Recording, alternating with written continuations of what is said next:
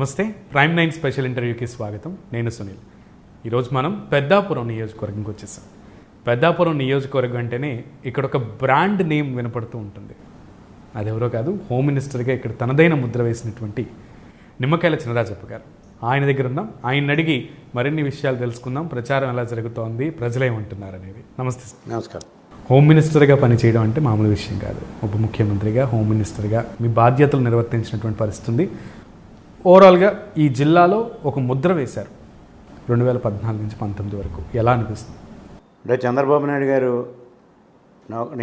నన్ను పిలిచి పెద్దాపురం నియోజకవర్గం ఇచ్చిన తర్వాత మళ్ళీ హోంమంత్రి ఇవ్వటం, డిప్యూటీ సీఎం దాకా ఇచ్చాడు. అది ఇదంతా కూడా పార్టీ కమిట్మెంట్కి వచ్చిన పదవి ఇది. అంచేత అది నిలబెట్టుకోవాలంటే కష్టపరంగా పనిచేయాలని చెప్పి ఆయన ఆదేశాల ప్రకారం ఆయన కూడా ఈ రాష్ట్రం అభివృద్ధి చెందాలంటే లా అండ్ ఆర్డర్ బాగుండాలని ఆ నమ్మకంతో ఉన్న వ్యక్తి అయినా అంచేత లా అండ్ ఆర్డర్ని ఆ తరహాలో మేము నడిపించడం జరిగింది. అంచేత చంద్రబాబు నాయుడు గారికి మంచి పేరు వచ్చింది, నాకు కూడా మంచి పేరు వచ్చింది. ముఖ్యంగా మీరు హోంమంత్రిగా పనిచేస్తున్నారు గతంలో. ఇప్పుడు హోంమంత్రి, ఈ 5 ఏళ్లలో హోంమంత్రిగా ఉన్నటువంటి వ్యక్తులిద్దరినీ కూడా, మహిళలిద్దరినీ కూడా చూశారు. హోం వ్యవస్థలో, పోలీస్ వ్యవస్థలో జరిగినటువంటి మార్పులు, మీ ప్రభుత్వంలో ఇప్పుడు ఉన్నటువంటి మార్పులు, పోలీస్ అధికారులు ఏ రకంగా వ్యవహరిస్తున్నారనేది కూడా మీరు గమనిస్తూనే ఉంటుంటారు. ఏమనిపిస్తుంది? అంటే అప్పుడు హోంమంత్రిగా ఫుల్ ఫ్రీడమ్ నాకు ఉంది. ఆయన ఎంచుకున్నప్పుడే హోంమంత్రిగా మంచి సెలక్షన్ చేసుకున్న గురించి నేను దానికి కట్టుబడి పనిచేయడం జరిగింది. అందుచేత హోంమంత్రిగా ఏ సమస్య వచ్చినా నేను ఫేస్ చేయటం, ఎక్కడ పార్టీకి నష్టం కానీ, చంద్రబాబు నాయుడు గారికి సీఎంగా ఎక్కడ చెడ్డ పేరు రాకుండా చేయటం కానీ, నేను పూర్తిగా హోంమంత్రిగా నా బాధ్యత నిర్వహించాను. నాకు ఫ్రీడమ్ కూడా ఇచ్చారు. ఈ హోంమంత్రులు ఇద్దరిని మార్చారు. ఇద్దరికి కూడా ఫ్రీడమ్ లేదు. పైన సజ్జలను తీసుకొచ్చి పెట్టారు. ఆ సజ్జల గారు అంటే అన్ని పోర్ట్ఫోలియోని, హోమ్ అనే కాదు, అన్ని పోర్ట్ఫోలియోను కూడా ఇంటర్ఫీర్ అవ్వటం, ఆయన డైరెక్షన్లో వెళ్ళమని చెప్పడం, అధికారులందరూ కూడా, పై అధికారులు కూడా ఆయన డైరెక్షన్తో నడిచేయడం. అందుచేత హోంమంత్రులు ఒకటి ఫెయిల్ అయ్యారని చెప్పి 2 వాళ్ళకి ఇచ్చారు. 2 వాళ్ళు కూడా అదే పరిస్థితికి వెళ్ళిపోయింది. అంటే ఎప్పుడు కూడా ఫ్రీడమ్ ఉండాలి. మేము మాట్లాడే వాయిస్ ఉంటేనే అది సక్సెస్ఫుల్ అవుద్ది. దాన్ని బ్రేక్ అయితే అది సక్సెస్ఫుల్ అవ్వదు. అందుచేత బ్రేక్ వేయకుండా నా వాయిస్ని వినిపించే కార్యక్రమం చంద్రబాబు నాయుడు చేసాడు, ఈయన చేయలేదు. అందుచేత వీళ్ళిద్దరూ కూడా హోంమంత్రిగా ఫెయిల్ అవ్వడం జరిగింది. ముఖ్యంగా పెద్దాపురం నియోజకవర్గంలో ఇన్ఛార్జిగా ఉన్నటువంటి, వైసీపీ పార్టీ ఇన్ఛార్జిగా ఉన్నటువంటి దౌలూరి దొరబాబు గారు గత 5 ఏళ్లుగా అధికారిక కార్యకలాపాలకి ఒక ప్రోటోకాల్ అనేది ఉంటుంది. స్థానిక ఎమ్మెల్యేగా మీరు ఉన్నారు, 2 సార్లు ఎమ్మెల్యేగా గెలుపొందారు. అందులోనూ మీ ప్రోటోకాల్ని కాదని ఆయన కొన్ని అధికారిక కార్యకలాపాల్లో పాల్గొన్నటువంటి పరిస్థితులు ఉన్నాయి. దాన్ని ఎలా చూస్తారు? జగన్మోహన్ రెడ్డి గారు తెలుగుదేశం పార్టీ నెగ్గిన ఎమ్మెల్యేల ప్లేస్లో సూపర్ ఎమ్మెల్యేని పెట్టాడు. సూపర్ ఎమ్మెల్యే మరి ఆయన పనులు చేయడు, పెత్తనం మాత్రం చేస్తూ ఉంటాడు. మొత్తం సహజ సంపదను దోచుకోవడానికి చూశాడు, పెత్తనం చేశాడు మా మీద. ఇక్కడ ఏమీ పనులు మాత్రం పట్టించుకోలేదు. 5 సంవత్సరాల్లో ఏది పని జరగలేదు. మన ఎమ్మెల్యేగా నాకు కూడా ఏ నిధులు ఇవ్వలేదు. ఇప్పుడు నాకు ఇవ్వలేదని అనుకుంటే వైసీపీ ఎమ్మెల్యేలు కూడా ఇవ్వలేదు. అంచేత వైసీపీ ఎమ్మెల్యేలు బ్యాడ్ అయిపోవడం చెప్పాడు. ఎందుకయ్యారు? నువ్వు పనులు చేస్తే గుడ్ విల్ ఉంటుంది, పని చేయకపోతే బ్యాడ్ అవుతాం.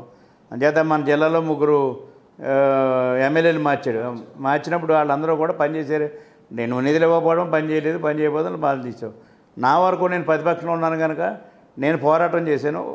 ఒక పక్కన చంద్రబాబు నాయుడు గారితో తిరిగాను, పార్టీ పరంగా కార్యక్రమాలు చేశాను, ప్రజలతో ఉన్నాను, సమస్యల మీద పోరాడాను కనుక నేను ప్రజలతో చెప్పాను, ఇక్కడ నన్ను చేయనివ్వట్లేదు, నేను చేద్దారని ఉన్నా ఇక్కడ దొరబాబుని పెట్టి చేయనివ్వట్లేదని చెప్పి ఓపెన్గా మీటింగ్లోనే చెప్పేవాడిని. దాని మీద ప్రజలు నమ్మారు. నేను అదే అడగబోతున్నా సార్, మీరు ఈ విషయం చెప్తే. ఎందుకంటే 5 ఏళ్లుగా మీరు ఎమ్మెల్యేగా ఉన్నారు. ఇప్పుడు 10 ఏళ్లుగా ఎమ్మెల్యేగా ఉన్నప్పటికీ 5 ఏళ్లలో ప్రతిపక్ష ఎమ్మెల్యేగా ఉన్నటువంటి పరిస్థితి. మరి ఈ 5 ఏళ్లలో మీరు ఏం చేశారు, మీరు ప్రభుత్వం నుంచి ఏం తెచ్చారు అని అంటే మీరు సమాధానం చెప్పాను, ప్రజలకు చెప్పాను. నేను అది రూపాయి ఖర్చు పెట్టలేదు. నాకు రూపాయి ఇవ్వలేదు. అంచేత నేను ప్రజలకు ఎప్పటికప్పుడు చెప్పాను, నిధులు ఇవ్వలేదు. కానీ నా గుడ్ విల్ ఏంటంటే నేను తెచ్చిన కార్యక్రమాలు అవన్నీ పూర్తయినాయి. హాస్పిటల్స్ 2 హాస్పిటల్ కట్టించాను, అది నా టైంలో పూర్తయినాయి. అలాగే రోడ్లు పూర్తవుతున్నాయి.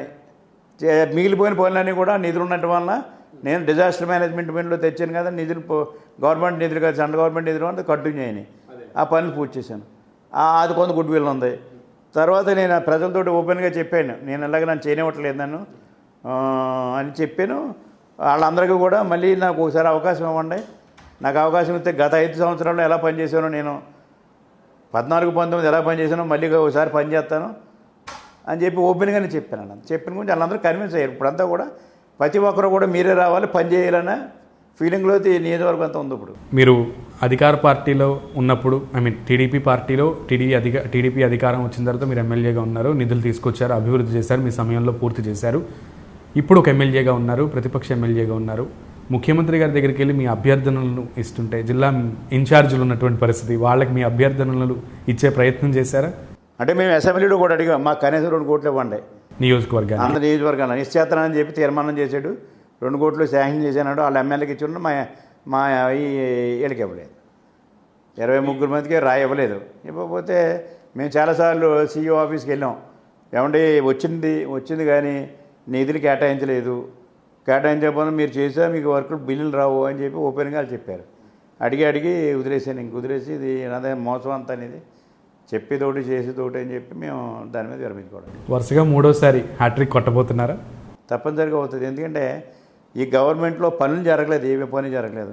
అంటే నేను ఈ నియోజకవర్గంలో గత నా టెన్యూర్లో 14-19 మంత్రిగా ఉండి నిధులు తీసుకొచ్చి అన్ని పనులు, ఏ ఒక పని కాదు 2 పనులు కాదు, పట్టణాల్లో చేశాను, గ్రామాల్లో చేశాను. ఈ పని అనుకుంటే అన్నాడు ఆర్డర్ పట్టుకొచ్చాను. అంచేత అన్ని పనులు అయిపోయినాయి. అవన్నీ కూడా ఇన్ టైంలో పూర్తి అయిపోయినాయి. కొన్ని వర్కులు అవ్వన వర్కులు కూడా తర్వాత పూర్తి చేశాను. ఇలా కళ్ళకు కట్టినట్టు కనపడుతుంది ఏం పనులు చేసాం అన్నది. అంచేత అందరూ కూడా హ్యాపీగా ఉన్నారు. పని చేసాడు, మళ్ళీ ఆయనే రావాలి, ఆయన వస్తేనే మళ్ళీ పని చేస్తాడని నమ్మకం ఇవాళ సామాన్యుడు ఎవరిని అడిగినా అదే చెప్తున్నాడు ఇప్పుడు ఇవాళ నియోజకవర్గంలో. ముఖ్యంగా ఈ జిల్లాలో జనసేన ప్రభావం కూడా ఎక్కువ ఉంటుంది. పోయినసారి ఆ ప్రభావం ఉన్నా కూడా మీరు నెగ్గినటువంటి పరిస్థితి. ఇప్పుడు సపోర్ట్ ఎలా ఉంది? కూటమిగా ముందుకెళ్తున్నటువంటి పరిస్థితి. జనసేన అప్పుడు 27,000 ఓట్లు జనసేనకు వచ్చినాయి. అయినా నేను 5,000 తోటి నెగ్గాను. ఇప్పుడు జనసేన కలిసింది, బీజేపీ కలిసింది. జనసేన, నేను, బీజేపీ అంటే నా పార్టీలో పెరిగాను కనుక జనసేన ఇన్ఛార్జిని, బీజేపీ ఇన్ఛార్జిని, జనసేన కార్యకర్తలని, బీజేపీ కార్యకర్తలను కూడబెట్టి తిరుగుతున్నాను.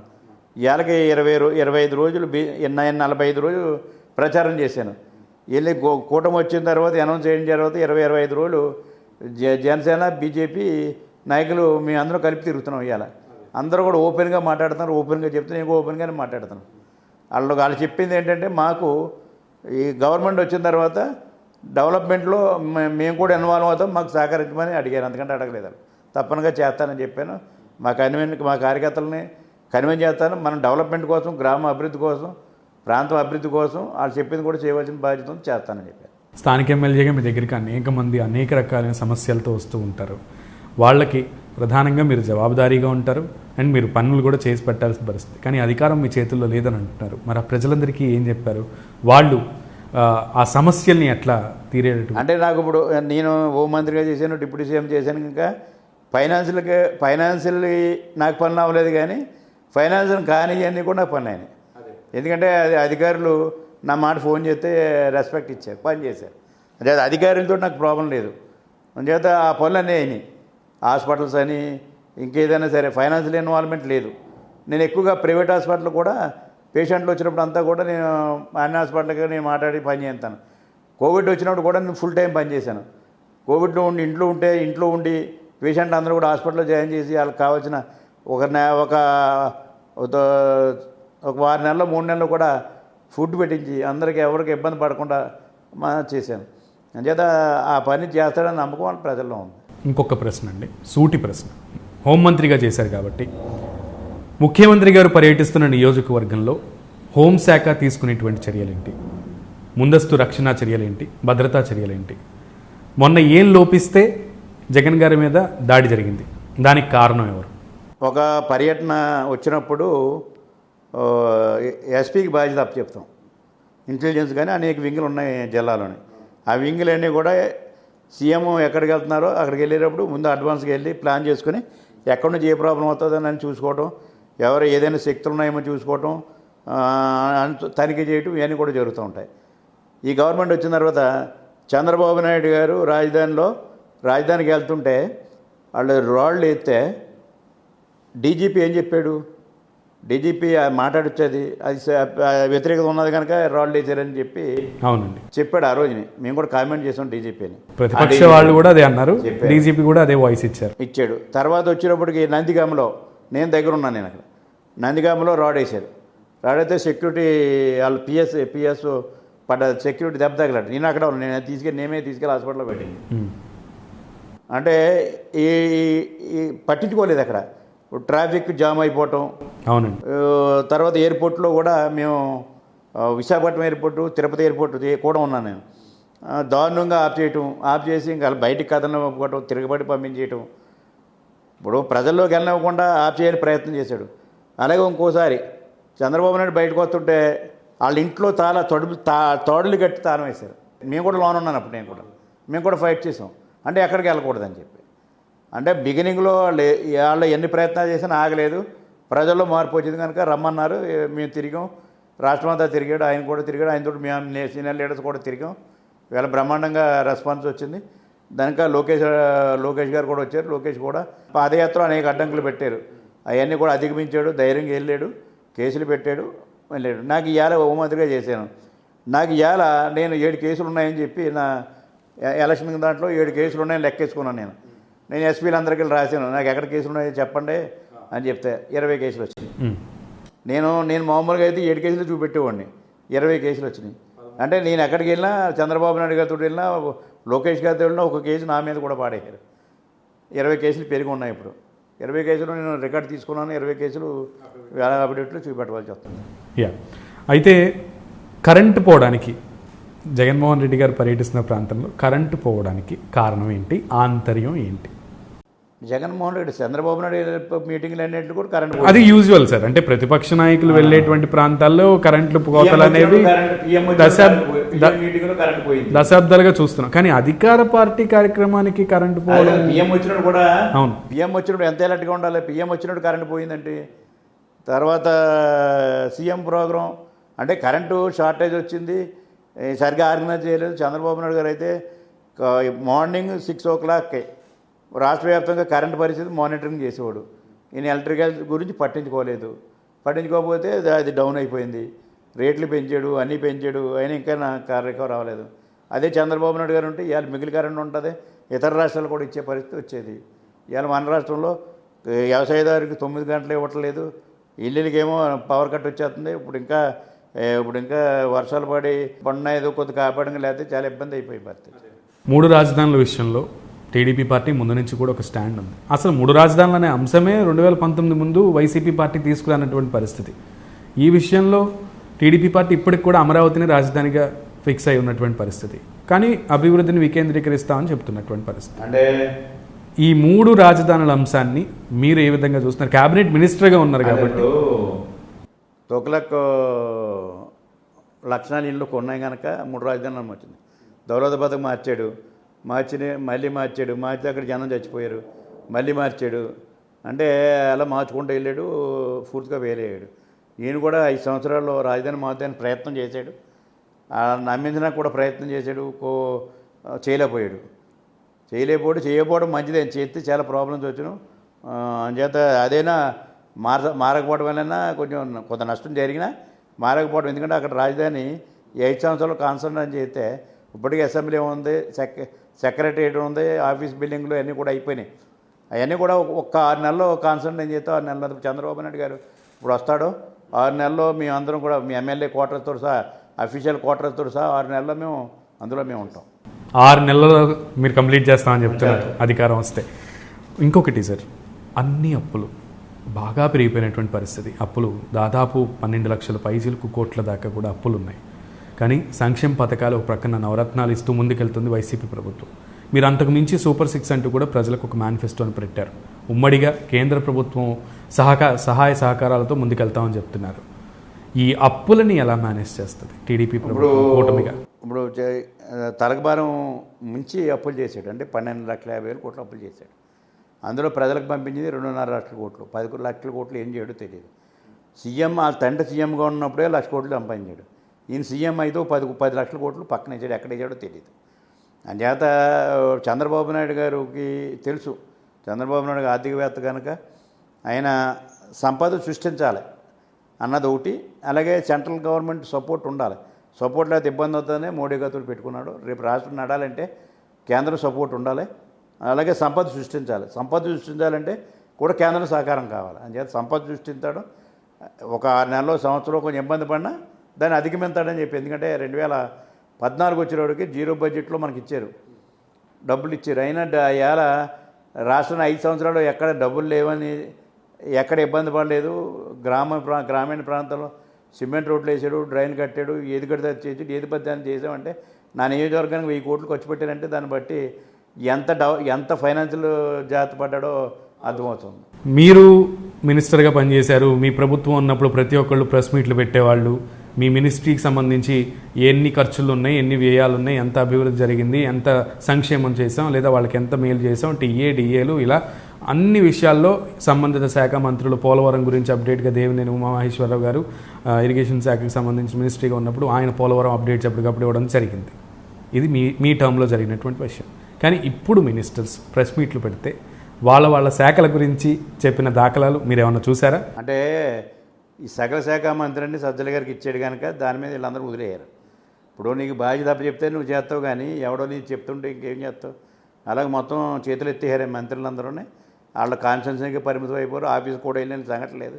మేము మా రేటింగ్ పెంచాలి, నువ్వు పైన ఎంత క్లియర్ చేసావు, తొందరగా క్లియర్ చేసావు అని చెప్పి చంద్రబాబు నాయుడు చెప్తే నేను ఎప్పుడు కూడా ఫస్ట్కి వెళ్ళేవాడిని. అద్భుతం. ఫస్ట్కి వెళ్ళేవాడిని, ఫస్ట్లో ఉండేవాడు నేను. లోకేష్ గారు కూడా తర్వాత ఫస్ట్లోకి వచ్చేవాడు. అయితే కాంపిటీషన్తో పనిచేసాము ఆ రోజు. ఇవాళ అసలు వీళ్ళు ఆఫీస్కి వెళ్ళింది లేదు, ఏమీ లేదు. అసలు అందుబాటులో ఉండరు, ఎక్కడుంటారో తెలియదు వీళ్ళందరూనే. ఇలా ఇంకా మెయిన్ ఏంటంటే బాధ్యత వీళ్ళకి అప్పచెప్పకపోవడం వలన వీళ్ళందరూ ఇర్రెగ్యులర్ అయిపోయారు మొత్తం మంత్రులు. దేశ భాషలందు తెలుగు లెస్స ఒక సామెత ఉందండి, గురజాడ గారు ఇచ్చారు. అదే రకంగా అన్న నందమూరి తారక రామారావు గారు కూడా ఎన్టీఆర్ టీడీపీ పార్టీని స్థాపించేటప్పుడు తెలుగు భాష ఔన్నత్యాన్ని చాటి చెప్తూ అనేక పద్యాలు, పాటలు, తెలుగు భాషని సంస్కృతి సాంప్రదాయాలు కాపాడుకుంటూ ముందుకు వచ్చినటువంటి పరిస్థితి. కానీ ఇప్పుడు తెలుగు భాష చాలా ప్రమాదంలో ఉన్నటువంటి పరిస్థితి. అండ్ భాష ఉచ్చారణలో కూడా మీరు రోల్ మోడల్స్గా ఉండాలి, ప్రజలకి ఉదాహరణగా మీరు ఉండాలి. అదే చంద్రబాబు నాయుడు గారు తెలుగుని ఇంపార్టెన్స్ ఇచ్చుకుంటూ ఇంగ్లీష్ కూడా నేర్చుకోమన్నాడు. ఇంగ్లీష్ ఎందుకంటే జీవనోపాధి కోసం మీరు ఆఫీసర్లు అవ్వాలన్నా లేకపోతే ఐటీ ప్రమోషన్ అవ్వాలన్నా ఇంగ్లీష్ అవసరం కదండి. అందుకే ఇంగ్లీష్ని ఇంజనీరింగ్ కాలేజీలు పెట్టాడు, అన్నీ పెట్టి వాళ్ళందరినీ కూడా ఉద్యోగాలు రావడానికి 750 ఇంజనీరింగ్ ఉమ్మడి రాష్ట్రంలో 750 కాలేజీలు పెట్టి వీళ్ళందరూ కూడా ఐటీ చేసి ఇలా విదేశాల్లో మన రాష్ట్రంలో మన దేశంలో ఇవాళ ఉద్యోగాలు చేస్తాను అంతా కూడా చంద్రబాబు చాలవే. అలాగని తెలుగు కూడా ప్రాధాన్యత ఇచ్చాడు. తెలుగు భాషని రక్షిస్తానని మీరు అంటున్నారు, విద్యా వ్యవస్థలో మార్పులు తీసుకొస్తామని చెప్తున్నారు, మంచిదే సార్. కానీ నాయకులు మాట్లాడుతున్నటువంటి భాషని ఏ రకంగా చూస్తున్నారు ఇప్పుడున్నటువంటి మినిస్టర్లు? కానీ భాషకని నాయకత్వానికి తేడా ఉంది. భాష రాజులు ప్రోత్సహించారు, తర్వాత గవర్నమెంట్ ప్రోత్సహించినాయి, వ్యక్తిత్వాలు మారిపోయినాయి. ఇప్పుడు అంతా కూడా రియల్ ఎస్టేటు వ్యాపారవేత్తలు, గూండాలు, రౌడీలు రాజకీయాల్లోకి వస్తున్నారు. ఇప్పుడు అంతా డబ్బే ప్రధానం అయిపోయింది ఎన్నికలకి. దాని చేత ఈ పొలిటికల్ పార్టీస్ ఏం చేస్తున్నాయంటే రియల్ ఎస్టేట్ సంపాదించినోడో, గూండాలు చేసినోడో, డబ్బులు సంపాదించినోడో వీళ్ళ పార్టీలోకి తీసుకోవడం, సీట్లు ఇవ్వడంతో కొంచెం ఇబ్బందులు వచ్చినాయి. ఇప్పుడు ఒక పార్టీ 2 పార్టీకి అన్ని పార్టీలు కూడా ఇదే పరిస్థితి ఉంది. ఏదైనా మొరాలిటీ చంద్రబాబు నాయుడు గారు అయితే కొంచెం కంట్రోల్ ఉంటుంది. ఎవడో తప్పు మాట్లాడితే పిలిచి మాట్లాడి వార్నింగ్ ఇస్తాడు. జగన్మోహన్ రెడ్డి గారు తిడితే ప్రమోషన్ ఇస్తాడు. ఇవాళ చాలామందికి ప్రమోషన్లు ఇచ్చాడు. చంద్రబాబు నాయుడు గారు ఇంటి మీద దాడి చేస్తే అతనికి ప్రమోషన్ చేసి మంత్రి ఇచ్చాడు. అలాగా చంద్రబాబు నాయుడు గారికి ఈయనకి తేడా ఇది. తప్పు జరగకూడదు, ఈ రాష్ట్రం మంచి పేరు ఉండాలి, బాగుండాలనే ఆలోచనతో చంద్రబాబు నాయుడు ఈ రాష్ట్రం ఏమైపోయినా వాళ్ళు నాకు కావాల్సిన డబ్బే అని చెప్పి జగన్మోహన్ రెడ్డి పడిపోయారు. పోలవరం గోదావరి ప్రవహించేటువంటి ప్రాంతం తూర్పు పశ్చిమ గోదావరి జిల్లాలో నిండు కుండల నీళ్లుంటాయి. కానీ అనేక ప్రాంతాల్లో జిల్లాలో లంక గ్రామాలు ఉన్నాయి. అయితే ముంపుకు గురవుతున్నారు, లేదా తాగడానికి నీళ్ళు లేనటువంటి దుస్థితి ఉంది. ఈ రెండింటికి కారణం ఎవరు? ఈ 5 ఏళ్లలో ఎందుకు ఈ విషయాలకు సంబంధించి ప్రభుత్వం శ్రద్ధ చూపించలేకపోయింది? ఇంకొకటి, పోలవరం 70%కు పైచిలకు కంప్లీట్ చేసిన టీడీపీ ప్రభుత్వం తర్వాత వైసీపీ ప్రభుత్వం వచ్చాక మిగతా 30% కంప్లీట్ చేయలేకపోవడానికి కారణం ఏంటి? కాటన్ గారు ఉన్నారు. కాటన్ గారు ఆయన ఈ ప్రాంతంలో అంతగా అభివృద్ధి చేశాడు. ఇప్పటికీ ప్రతి పల్లెటూరులోని కాటన్ గారు బొమ్మ ఉన్నది. కారణం ఏంటంటే ఆయన చేసాడని ఉంది. అలాగే చంద్రబాబు నాయుడు గారు పోలవరం పూర్తి చేయాలని పట్టుదలతో పనిచేశాడు. 72% పూర్తి చేశాడు. ఇంకొక పూర్తి చేయవలసింది ఇంకో సమయం ఉంది, టైం అయిపోయింది. ఈ జగన్ గారు టేకప్ చేశాడు. జగన్ గారు పూర్తి చేయొచ్చు. అదే కాంట్రాక్టర్ని కంటిన్యూ చేసుకుంటూ డబ్బులు తెచ్చి పని చేస్తే పూర్తి అయిపోయేది. ఎప్పుడైతే కాంట్రాక్టర్ బ్రేక్ చేసాడో మళ్ళీ వెనక్కిపోయింది. వరదలు వచ్చినాయి, ఇవన్నీ కొట్టుకుపోయినాయి. మళ్ళీ ఇవన్నీ మొదలు లైన్లో పెట్టాలంటే చాలా సమయం పడుతుంది. ఇవన్నీ మళ్ళీ ఎందుకంటే ఈ మంచి నీరు కోసం కొన్నాళ్ళు కొట్లాటలు కూడా జరుగుతాయి. అది రాకుండా జరగాలంటే పోలవరం అయితే చాలా మటుకి రాయలసీమ వరకు కూడా నీరు అందించే అవకాశం ఉంది. ఇటు శ్రీకాకుళం, విజయనగరం వరకు నీరు అందించే అవకాశాలు ఉన్నాయి. అంటే ఎట్ ద టైంలో వాళ్ళకి కొన్ని టైంలో ఉండదు, కొన్ని టైంలో ఉండదు. పోలవరం ఉంటే ఎప్పుడూ నీరు ఉంటుంది. మీరు అది మరి కేంద్రానికి అప్పచెప్పారు. ఇప్పుడు జగన్మోహన్ రెడ్డి గారు అది కేంద్రం ప్రాజెక్ట్ అని చెప్తున్నారు. మీరు కేంద్రానికి అప్పచెప్పేస్తారా లేదా మళ్ళీ? ఇప్పుడు ఎవరైతే పూర్తి చేయవలసిన బాధ్యత ఉంది, చంద్రబాబు నాయుడు గారు ఆ రోజు కేంద్రం అయితే అవ్వదు, రాష్ట్రం అయితే అవుతుంది అని చెప్పి ఆ ప్రాజెక్ట్ తీసుకున్నాడు. ఇప్పుడు కేంద్రం నిధులు ఇస్తే ఇప్పుడు మేమే పూర్తి చేయవలసిన బాధ్యత ఉంది. మా కేంద్రం నిధులు ఉన్నప్పుడు కేంద్రం చేయవలసిన అవసరం ఉంది. మేమైతే తొందరగా పూర్తి చేస్తాం, కేంద్రం అయితే లేట్ అవుతుంది. రైట్. అయితే మీరే కంప్లీట్ చేస్తారు కేంద్రం సహకారంతో. Right sir. అయితే ఈసారి పెద్దాపురంలో క్రితంసారి తక్కువ మెజారిటీతో గెలిచానని అని మీరే ఒప్పుకున్నారు. ఈసారి ఉమ్మడిగా వెళ్తున్నారు, పైగా ప్రభుత్వ వ్యతిరేకత ఉందంటున్నారు ప్రజల్లో. ఎంత మెజారిటీ ఎక్స్పెక్ట్ చేస్తున్నారు? అంటే కిందటిసారి నేను 4,000 తోటి నెగ్గాను. 27,000 ఓట్లు జనసేన ఓట్లు వచ్చినాయి. జనసేన ఓట్లు 27,000 వచ్చినా నేను నెగ్గాను. నా ఇమేజ్ ఏమీ తగ్గిపోలేదు. తెలుగుదేశానికి ఇంకా పెరిగిందని తగ్గలేదు. జనసేన ఓట్లు 70% ఇక్కడ పడుతున్నాయి. దాన్ని బట్టి ఎట్టి పరిస్థితుల్లోనే 25 మెజార్టీ వస్తుంది. అంతనే 20,000 పైచీలకు మెజారిటీతో గెలుస్తారు. బాబు గారు స్కిల్ డెవలప్మెంట్ స్కామ్ కేసులో ఆయన జైల్లో ఉన్నటువంటి పరిస్థితి, దాదాపు 54 రోజుల దగ్గర జైల్లో ఉంచారు ఆయన్ని. అసలు స్కిల్ డెవలప్మెంట్ స్కామ్లో మీరు మినిస్ట్రీగా ఉన్నారు. ఆ టైంలో స్కిల్ డెవలప్మెంట్ స్కామ్ ఏంటి, అధికార పార్టీ ఏం చెప్తుంది, అసలు జరిగింది ఏంటి? అంటే చంద్రబాబు నాయుడు గారు విద్యార్థులకి కాలేజీలోనే ట్రైనింగ్ ఇచ్చి వాళ్ళ వృత్తికి సంబంధించిన ఉద్యోగాలకి వెళ్ళడానికి స్కిల్ డెవలప్మెంట్ పెట్టారు. అది 10 మందికి ఉపయోగపడుతుంది. చాలామంది ఉద్యోగాలు వచ్చినాయి, చాలామంది స్కిల్ అయినాయి. ఏదైతే ట్రైనింగ్ ఇచ్చిందో పెద్ద నేషనల్ ఇన్స్టిట్యూట్, అది మేము ట్రైనింగ్ ఇచ్చాం, ఇందులో ఏం జరగలేదని చెప్పినా కావాలని పెట్టాడు తప్పించి చంద్రబాబు నాయుడు గారు తప్పు చేయలేదు. చంద్రబాబు నాయుడు కూడా స్కిల్ డెవలప్మెంట్ దాంట్లో కమిషన్ ఎందుకు ఇచ్చుకుంటాడో చెప్పాను. ఆయన ఉద్దేశమే విద్యార్థులందరూ కూడా ప్రమోట్ చేయాలి, వీళ్ళందరూ ఉద్యోగాలు రావాలి అని ఆలోచించే వ్యక్తి చంద్రబాబు నాయుడు. జగన్మోహన్ రెడ్డి గారు జబ్బు ఉంది. జగన్మోహన్ రెడ్డి అన్ని విషయంలో నేను తండ్రి ముఖ్యమంత్రిగా ఉన్నప్పుడు తండ్రిని అడ్డుకు పెట్టి నేను 1,00,000 కోట్లు సంపాదించాడు. ఇప్పుడు కూడా మనం సంపాదించే ఆలోచనలో ఉన్నాడు తప్పించి కొంతమంది ప్రజల కోసం పనిచేస్తాడన్న ఆలోచన ఆయనకి లేదు. చంద్రబాబు నాయుడు ప్రజల కోసం పనిచేసే వ్యక్తి, జగన్ గారేమో డబ్బుల కోసం పనిచేసే వ్యక్తి. ప్రజావేదికని కూల్చేసినటువంటి పరిస్థితి. బాబు గారు నేను వాడుకుంటాను, నా పార్టీ గురించి పని వాడుకుంటే, ప్రభుత్వానికి పనికి రాకపోతే నా పార్టీ కార్యక్రమాలకు నేను వాడుకుంటాను, నాకు ఇవ్వండి అనే అభ్యర్థన పెట్టినా కూడా చంద్రబాబు నాయుడు గారు నాకేమన్నాడు అంటే ప్రతిపక్ష నాయకుడిగా నాకు ఇమ్మని అడిగాడు. అంటే అన్నింటికి ఉపయోగపడుతుంది. అడిగితే పోనీ ఇవ్వకపోవచ్చు, దేనికన్నా గవర్నమెంట్ కార్యక్రమంలో ఉపయోగించవచ్చు. కలెక్టర్స్ మీటింగ్ పెట్టి ఆ మీటింగ్ అయిన మన్నాడు కోలుకొట్టాడు. అంటే శాడిస్ట్. అది చూశాడు, అది బాగుంది, ఇది బాగున్నా చంద్రబాబుని కట్టాడు, మంచి పేరు వస్తుంది, దీన్ని ఉంచుకోవడానికి కోలుకొట్టాడు.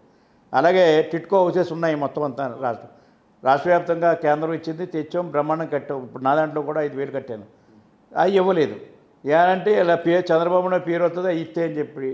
ఇప్పుడు చంద్రబాబు నాయుడు పేరు వస్తే ఇవ్వకుండా ఉన్నటువంటి తను ఇచ్చి ఇంకా దాన్ని ఇంకా మోడరేట్ చేసి నేను ఇస్తాననేది నేను ఇచ్చేసానని చెప్పుకోవాలి తప్పించి గవర్నమెంట్లో జరిగినాయి నేను కోలుకొడేస్తాను నేను ఇవ్వను అంటే తిట్టుకోయిల్లు అదే జరిగింది. అది సో ప్రజలకి ఈ సూపర్ 6తో పాటు మీరు ప్రజల్లోకి వెళ్తున్నారు. దాదాపు 45 రోజులు ఒంటరిగా, తర్వాత సింగిల్గా టీడీపీ పార్టీతో, 25 రోజులు పైచిలకేమో ఉమ్మడిగా వెళ్తున్నాం అని అంటున్నారు. ప్రజలు మీకు ఇస్తున్నటువంటి రెస్పాన్స్ ఎలా ఉంది? ప్రజలు ఏమంటున్నారు?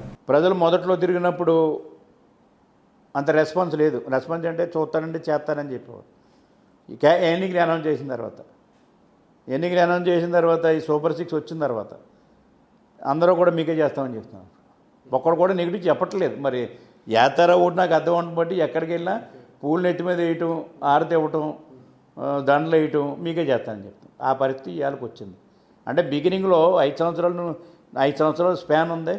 మరి గవర్నమెంట్ గురించి జడ్సేరు కొంతమంది ఈ వ్యతిరేకత ఉన్నా వీడు ఏం చేస్తాడో వాలంటీర్లు రిపోర్ట్ ఇస్తారో ఈ పథకాలు ఆప్ చేస్తారని పెద్ద ప్రచారం జరిగింది. అని చేత మొదట్లో వచ్చినా ఇప్పుడైతే ఇంకా స్టేజ్ లేదు, ఎవరైనా లెక్క చేసే పరిస్థితి లేదు. అంచేత ఇప్పుడు స్వచ్ఛందంగా ముందుకు వస్తున్నారు. ఇవాళ ఎక్కడ పడితే అక్కడ జాయినింగ్స్ కూడా ప్రతి గ్రామంలో వందలాది మంది జాయిన్ అవుతున్నారు. అంచేత వన్ సైడ్గా ఇవాళ ఎలక్షన్ జరుగుతుంది. వాలంటీర్ వ్యవస్థను మీరు ఎలా చూస్తున్నారు? వాలంటీర్ వ్యవస్థని క్రమబద్ధీకరణ చేయాలి, స్వప్రయోజనాలకు ఉపయోగించకూడదు. నిజంగా ఎవరైతే పేదలకు ఉపయోగపడుతుందో దాన్ని ఉపయోగించుకోవాలి, స్ట్రీమ్లైన్ చేసుకోవాలి. దాని మీద ఎక్కువ మందిని ఖాళీ పెట్టి ఉంచడం కాదు, పనిచేసే వాళ్ళని ఎంతమంది ఉన్నారో అంతమందిని పెట్టుకుని స్ట్రీమ్లైన్ చేసి రాష్ట్రంలో వాలంటీర్ వ్యవస్థ నుంచి వాలంటీర్ వ్యవస్థను ఉపయోగించుకుంటే పేద ప్రజలకు ఉపయోగపడుతుంది. పెట్టిన తర్వాత స్కూమ్ పెట్టిన తర్వాత మనం తీయలేం. చంద్రబాబు నాయుడు కూడా ఇంకా నేను శాలరీస్ పెంపుతాను, నేను పని కరెక్ట్గా అప్ చెప్తానని చెప్తాడు. మా చంద్రబాబు నాయుడు అయితే ఇంకా పనులు ఎప్పుడు చెప్తాడు, శాలరీస్ పెంచుతానని చెప్పాడు, చట్టబద్ధత కూడా కల్పిస్తాను చెప్తాడు. బాధ్యతారహితంగా అలా ఏదో టైం తీసుకోవడం, పార్టీకి ఉపయోగపడే కార్యక్రమాలు తప్పించి పేదలకు ఉపయోగపడే కార్యక్రమం కనపట్టలేదు. ఇవన్నీ కూడా పేద ప్రజలకు ఉపయోగపడే విధంగా స్ట్రీమ్లైన్ చేస్తారు. జాబ్ క్యాలెండర్ ఇస్తానని చెప్పినటువంటి వైసీపీ పార్టీ జాబ్ క్యాలెండర్ ఇవ్వనటువంటి పరిస్థితి. ఒకసారి ఇచ్చారు, మళ్ళీ రిటర్న్ తీసుకున్నారు. జాబ్ క్యాలెండర్ విషయంలో ఎదురు చూసి డిఎస్సికి ఎదురు చూసి ప్రజలందరూ అలసిపోయారు, యువత అంతా అలసిపోయింది. మీ నియోజకవర్గంలో యువత ఏమంటుంది? అంటే మా నియోజకవర్గంలో ఇండస్ట్రీస్ ఉన్నాయి, మ్యాక్సిమం ఇండస్ట్రీస్ వచ్చినాయి బాగానే, ఇంకా రావాల్సిన అవసరం, ఇంకా ప్రొడక్టివ్స్ ఉన్నాయి. ఇప్పుడు నేను ఇండస్ట్రీ తీసుకురాగలిగితే మా నియోజకవర్గంలో అందరూ కూడా జాబ్ రిజిస్టర్ చేయగలను. అంటే ఐటీఐఏనేమో బయటికి పంపించుకున్నారు, నేను కూడా జాబ్ మేళాలు పెట్టి చాలామంది రిక్రూట్ చేసాం, బయటకు పంపించాం. ఇప్పుడు ఇండస్ట్రీస్ కూడా కొత్త ఇండస్ట్రీస్ కూడా తెచ్చుకున్న టైంలో ఇంకా ఇండస్ట్రీస్ తేవాల్సిన అవసరం, ఇంకా ఇండస్ట్రీస్ యువత అంతా కూడా అడ్జస్ట్ అవుతారు అంతా కూడా. రైట్ సార్, మీరు సక్సెస్ఫుల్గా ఈసారి 20 పైచీలకు మెజారిటీ, 20,000 పైచీలకు మెజారిటీతో గెలుపు సాధించి హ్యాట్రిక్గా మూడోసారి పెద్దాపురం నుంచి అసెంబ్లీలోకి వెళ్తారని, ప్రజలకు మీరు ఇచ్చినటువంటి హామీలన్నీ నెరవేరుస్తారని, పెండింగ్లో ఉన్నటువంటి సమస్యలన్నీ మరొకసారి క్యాబినెట్ మినిస్టర్గా అయ్యి పెండింగ్లో ఉన్న సమస్యలన్నీ కూడా ప్రజలకి అర్థం అయ్యేటట్టు చెప్తారని ముఖ్యంగా భావిస్తున్నాను. ఇంత అమూల్యమైన సమయాన్ని మాకు కేటాయించి ఇంత వివరంగా సవివరంగా ప్రజలకి మాకు అర్థమయ్యేటట్టు చెప్పినందుకు ప్రత్యేక ధన్యవాదాలు. ప్రతి ప్రశ్నకి జవాబు. ఇది ఇవాల్టి ప్రత్యేక ఇంటర్వ్యూ. మరొక ఇంటర్వ్యూతో మళ్ళీ కలుద్దాం. నమస్తే.